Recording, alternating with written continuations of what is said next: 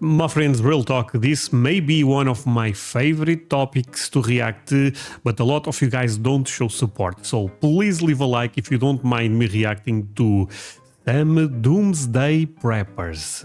I know it's a controversial topic, but I find this so interesting. So don't forget to leave a like, subscribe, all the good stuff.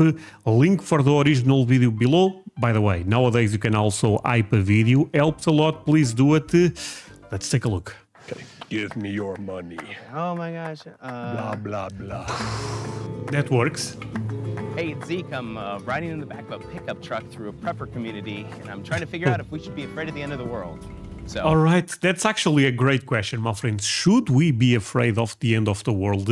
Are we living the end of times? Tell me your perspective in the comments. I tend to read most of the comments. But I'm excited for this video, my friends. I really love this type of content. Again, feel free to leave me a like if you are with me on this one.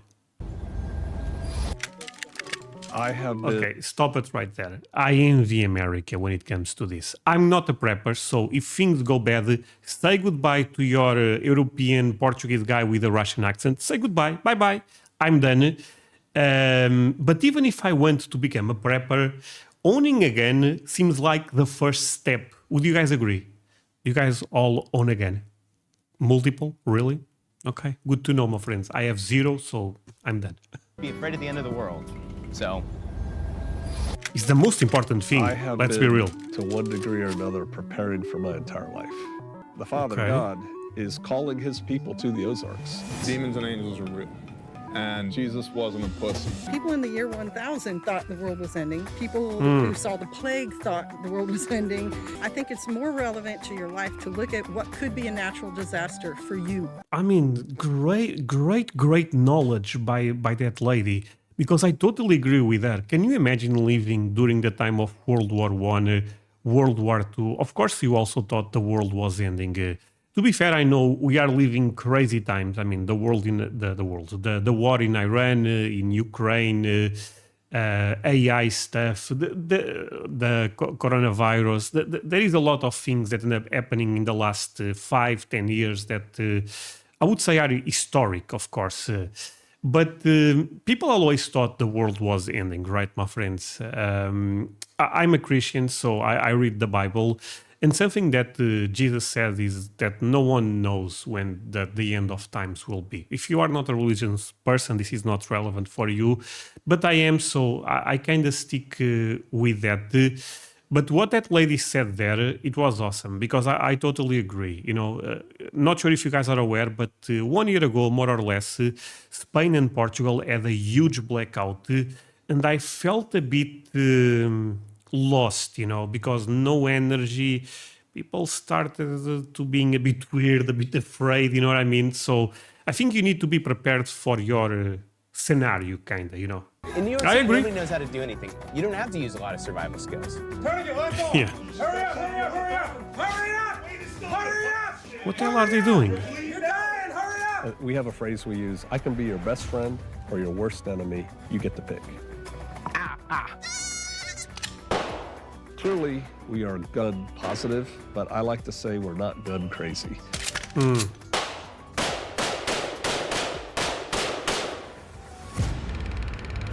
Are Doomsday preppers right? The brink of a worldwide mysterious monoliths have been appearing. Gun taxes sinister to California. As clickbait headlines warp our view of the world, we're going down the rabbit hole to ask, how afraid should we really be?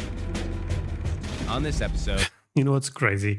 I'm watching this, but before going live with the video, I was watching a video about the the alien stuff, that UFO files, I guess, that the administration, the US administration, ended up releasing. It's a crazy time to be alive. Going down the rabbit hole to ask, how afraid should we really be? Great question, my friend. On this episode, Doomsday. Store shelves nationwide are dwindling or totally empty. FEMA admits failures occurred in its disaster response to Hurricane Maria. A ransomware attack forced a vital U.S. pipeline offline over the weekend. There's a lot of fear on the news these days. With global pandemic, raging natural disasters, and a fragmenting republic, we've been forced to think about a possible scenario where our institutions collapse. I started hanging around the corners of the internet where Doomsday preppers congregate, and I stumbled upon the Viking Preparedness YouTube and Patreon channels. The world is going crazy! What intrigued me about the former Green Beret turned pastor, Joe Fox, was his caffeine-fueled sense of urgency. Preparedness is a biblical concept. You have to take steps now. If you're not ready, you're in trouble. He also scared the shit out of me when I told him I lived in New York City. You know, there are new cities. Oh yeah, I mean, to be fair, I understand. So I ended up visiting New York last year, New York and Texas. So quite two different experiences, to be fair. You can find the vlogs on my channel. And New York, I love it, New York. But New York is a chaotic city. So if there is a huge blackout or something crazy happens there, yeah, I think that's not the best place to be, I have to admit. I think, for example, San Antonio in Texas was quite safer. He also scared the shit out of me when I told him I lived in New York City. You know, there are new cities in the United States that I firmly believe are going to get nuked, and one of them is New York City. Nuked? No. Feeling rather unsafe in my own home, I went to meet Pastor Joe to learn more about his lifestyle, which did seem a little extreme to me. But I also wanted to see what I could do in my own life to be more prepared. So basically, if he's saying New York could get nuked, is preparing for an apocalyptic event with atomic bombs, I'm going to assume, right? But people say that in that case, we are all done because of radiation and stuff like that. Am I right? Welcome to Shofar Mountain. Hey, good to meet you, man. You too. I brought you. So they don't even tell you.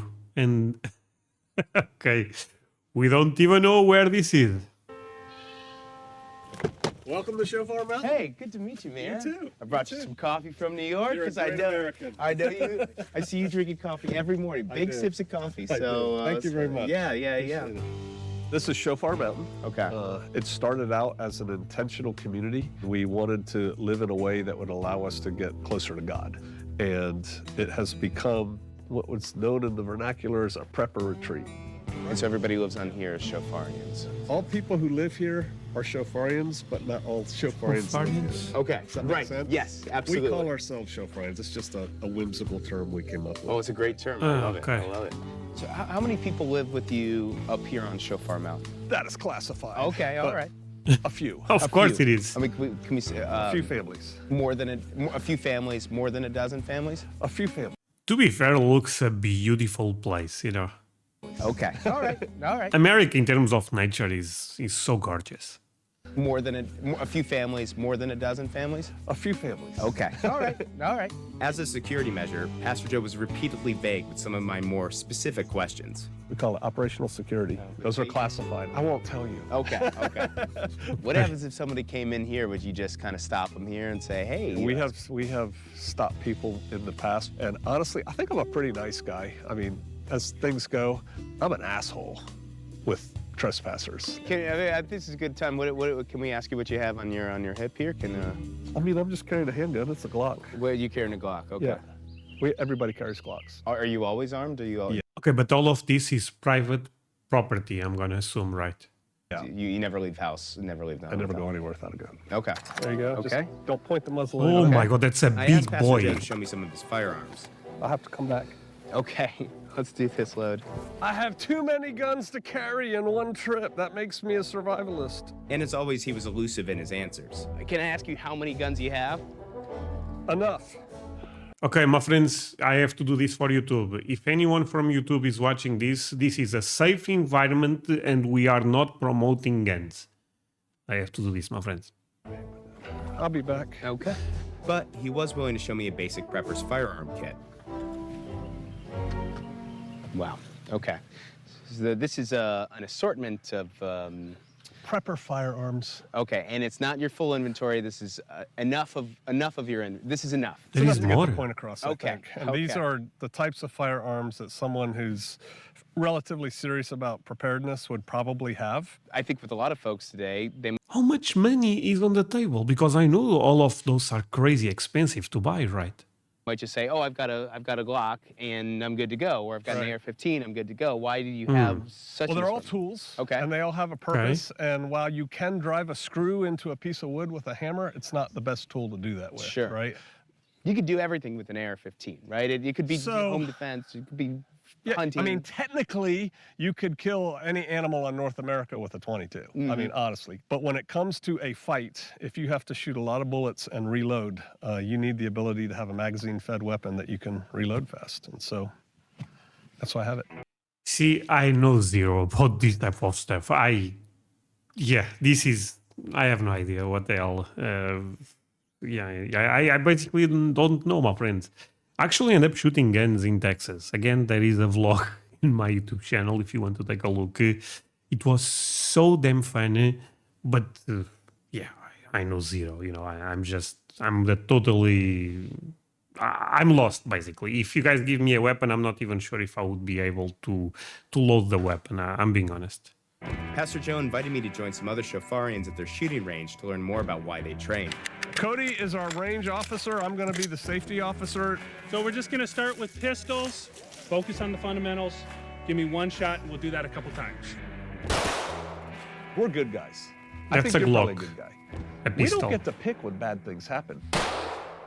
Bad guys get to pick, right? You and I aren't going to walk around and start stuff with.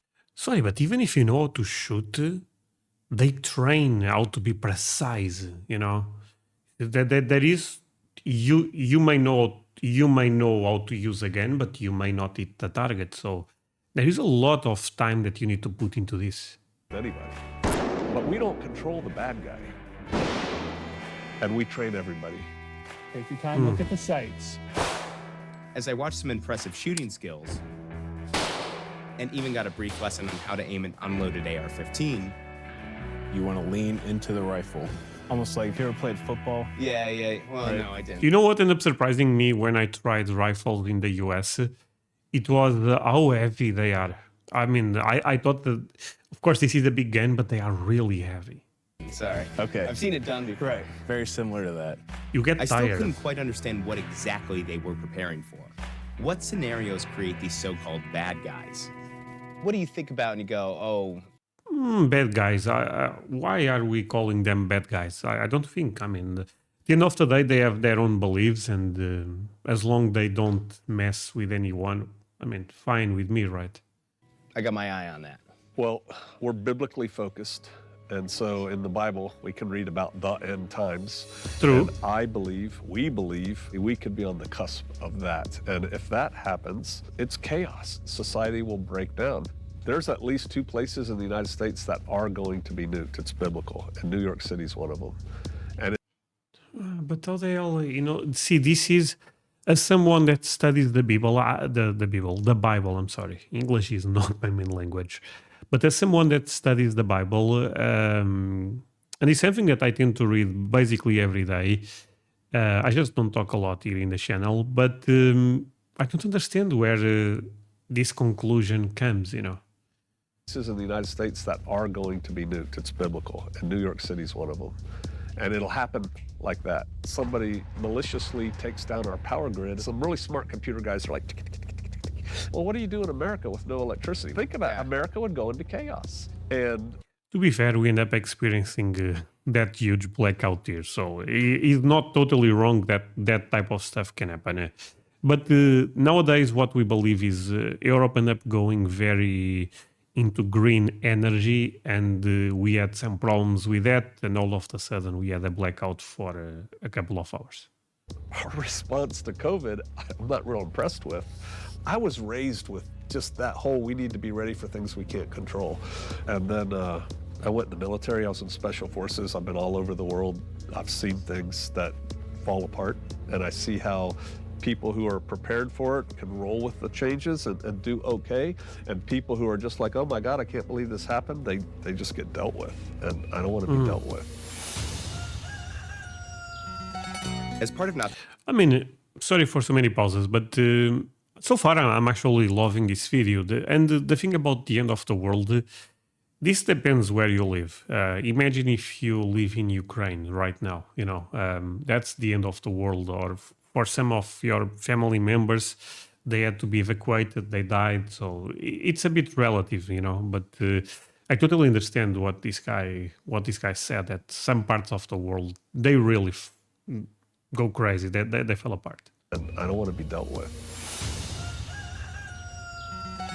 As part of not being dealt with, Shofar Mountain is based on a homestead model, which stresses the importance of self-sufficiency. The property includes multiple bug-out cabins to serve as modest shelters when shit hits the fan. This will probably end up being like a bedroom of some kind. It'll get finished. They're small, but it beats a tent. Some more permanent residences Man, nice for Joe's work. family. So there's 6 people who sleep in here. And there's some kind of big bed theory or something. I don't think they're doing that anymore, but like they're a very tight family. An active garden. And this little thing here is fennel. It's really sweet and kind of, you know what it tastes like. Oh, that's perfect. That's perfect. Oh my gosh. And lots of stockpiled goods, including these buckets and barrels of food. Beans, rice, corn, stuff like that. And we've done. Man, this video is special to me because I guess I'm talking too much about me, so I'm sorry for that, about myself. But the thing is, the older I get, the more I live not in the middle of the city, but I live in a city, and I have a great house and stuff like that. But the more I get older, the more I want to move. To be honest with you, I want to go to the countryside, kinda, I need to find nature. Something tells me that, is I don't have a logic reason to move from here to a more peaceful place, isolated place, I would say. But it's something that I want to do. I would love to grow my own food and stuff like that. Not everything I eat, but something, stuff like, even, for example, strawberries, have a couple of chickens. I would love to do that one day. Food. Beans, rice, corn, stuff like that. And we've done the math. So you could think of 2 of these as basically a year's supply of food for one person. Well, Before you said on the porch, you said you're I think you said a hardcore prepper, I think, is that the term you used? Okay. What does that mean exactly? Well, I guess there's a spectrum, right? I think a prepper would probably have a couple months worth. So, they've got a little bit of food, they've got some gadgets, they have a bug out bag. Okay, that's a prepper. We're at the other end of the spectrum. We're trying to be self-sufficient. I call us neo-pioneers. Different like level. Amish with guns. The Amish What? Amish with guns? with guns. That's it. Okay. Okay. Finally, Pastor Joe showed me the newly added longhouse, which serves as But they don't have internet also. And they have the solar stuff, so they have energy. Amish don't have energy, right? a meeting place for the Electricity. congregation he leads. I've seen this building in your videos here. Right. We have our services in here, but we also have like community classes in here. I knew the Shofarians believed in Jesus, who they call Yeshua, but there were several instances of Judaism I couldn't quite wrap my head around. We've got Hebrew writing here. Yep, and, Shema Israel. and the shofar here. Yeah. But you still talk about the Bible. So what exactly is... You want to know about my religion? Yeah, I guess there so. you go. Yes. Okay, so we firmly believe, and when I say believe, it's too small of a word. We know. God, the Father, laid down the rules that he wants everybody to live by, and that's called Torah, right? So 613 rules. Okay, Torah is the Jewish thing. For the ones that I'm going to explain this very quick because we have people that are not into religion, but basically the Bible is the New Testament and the Old Testament. And I don't think it is exactly the same, but let's say the Torah is basically the Old Testament. You got to live by these rules. Because they also have the Talmud, but I think the Torah is what applies to the Old Testament, I'm pretty sure. Sorry. Called Torah. Right? So 613 rules. You got to live by these rules. And he sent his son, Jesus Christ, who said, follow me, and the whole Christian shtick, if you will. There, we put the two together. Okay. Because we don't think there's any difference. We're getting to heaven, if you will, by the grace of God through the blood of Yeshua. That's what we believe. What makes it so much more advantageous? I mean, seems quite in line with Christianity overall. I mean, I grew up Catholic, and it's more or less the same thing, what you end up describing there. I guess if you are Protestant, and I believe Protestants in America are bigger than Catholic, it's probably similar, right? There is a couple. I'm not going to go into religion stuff. I'm sorry, but Christianity separates in Protestants, Orthodox, and Catholic, and inside of Protestants there is a lot of religions. But the one thing that they have in common to be Christian is they believe in Jesus as God. That's what we believe. What makes it so much more advantageous for But you there to is be more here in this than that. community? First of all is the Ozarks. Many people, not just me, have the same feeling that the Father God is calling his people to the Ozarks as a place of safety for what's coming. And so I'm going to assume Ozarks is a region in America. Here's the thing about the Ozarks. We have everything we need, but we don't have anything in abundance that anybody strategically wants to control. Wanting to get a better sense of how big the Shofaran community was, I drove a few hours south to meet a second group. Hey man, how are you? Good to see you. Hey, how's it going? Good morning. Hello, I'm Zeke. Nice to meet you guys. How you doing? My name's TJ Morris, Bear of Bear Independent. So what's your connection to Shofar Mountain? There are multiple camps. If you're near to us, then you're in Bear Camp. If you're near to Pastor Joe, then you're in Mountain Camp, so forth and so on. You got the tattoos, you play the drums, you like your whiskey. You don't strike me as the stereotype of a Bible thumper, of a holy man. Well, point blank, Jesus wasn't a pussy. I don't know, my friends.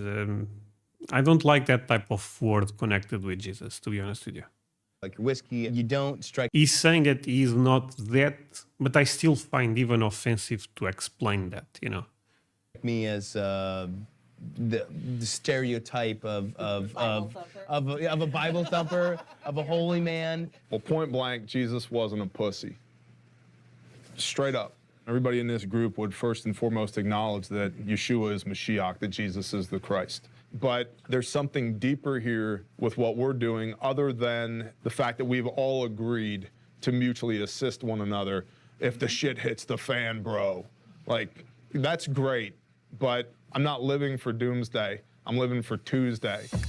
Across town, TJ showed me his first aid company that he runs with other members of Bear Camp. Oh, this is Refuge Medical. We are a first aid supply company and training organization. There are many okay first aid kits. There's a handful of great ones, and ours is one of the great ones.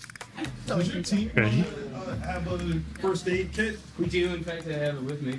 Oh, you do? Yeah. Oh, where is it? Yeah, bring it. All right, I want it. It's very little. I'm gonna have them look at it.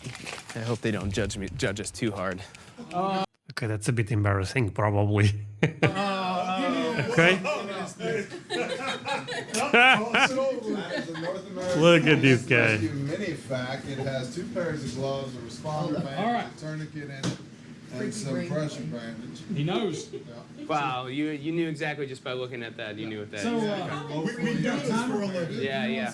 You got a timer? Have you ever put a tourniquet on? You want me to put a tourniquet on you? Tourniquet, left arm! Oh, hurry up! Okay. What's no, I'm you gonna have tourniquet myself. Okay. You're dying, hurry up! You're bleeding. You're dying, hurry up! Hurry up! Wait, it's still hurry up! Hurry up! Hurry up!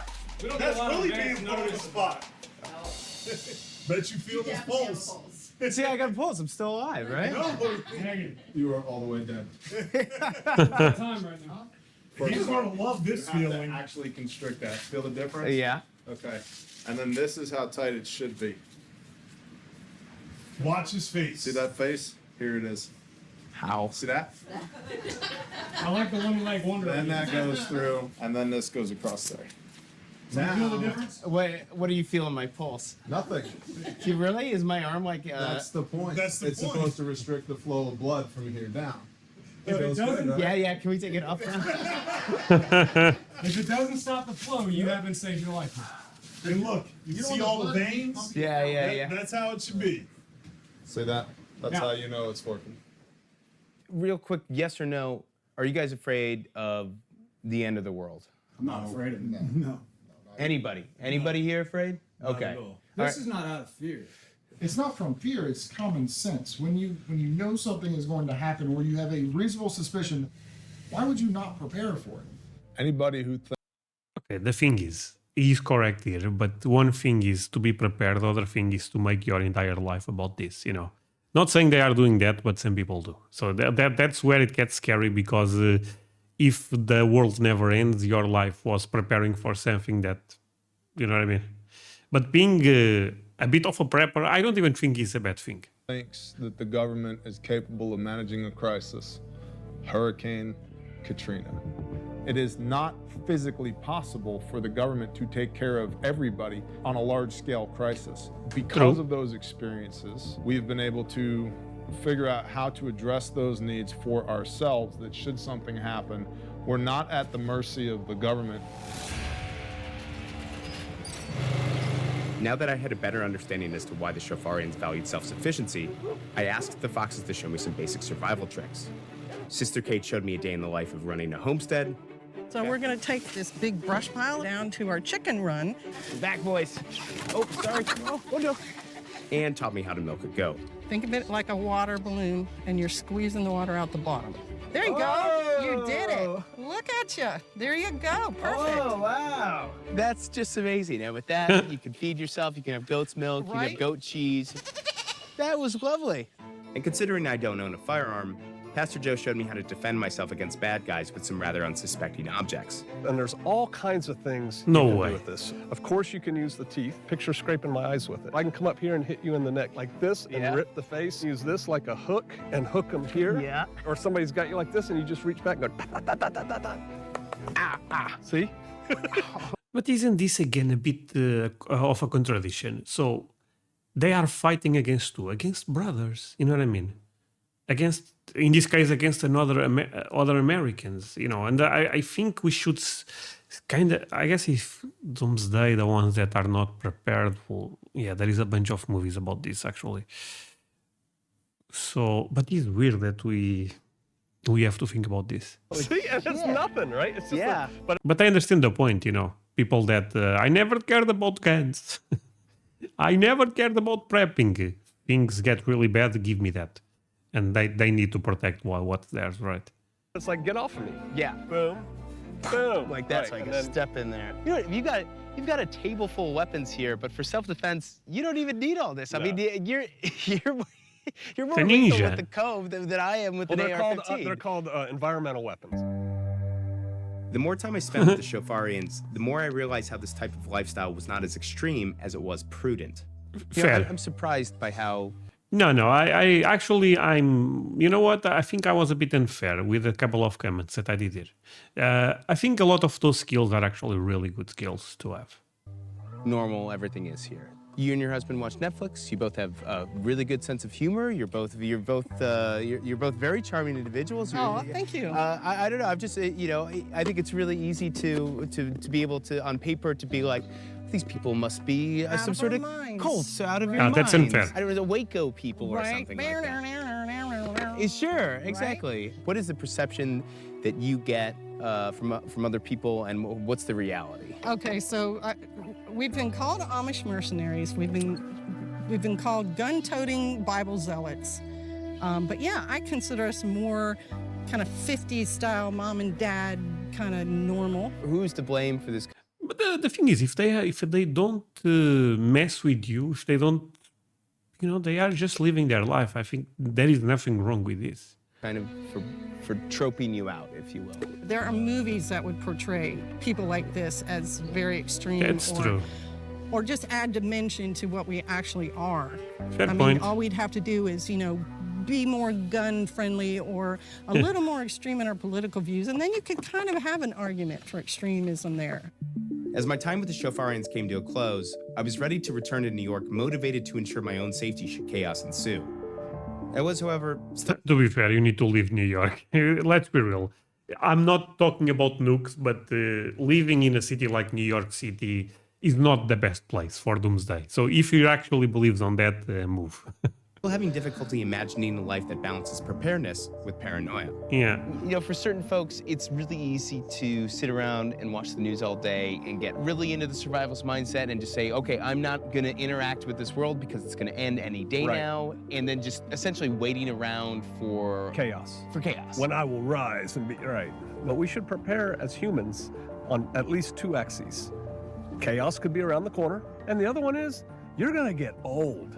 In a relatively normal society, despite the fact that you don't like the government, it's gonna pretty much go along as it has.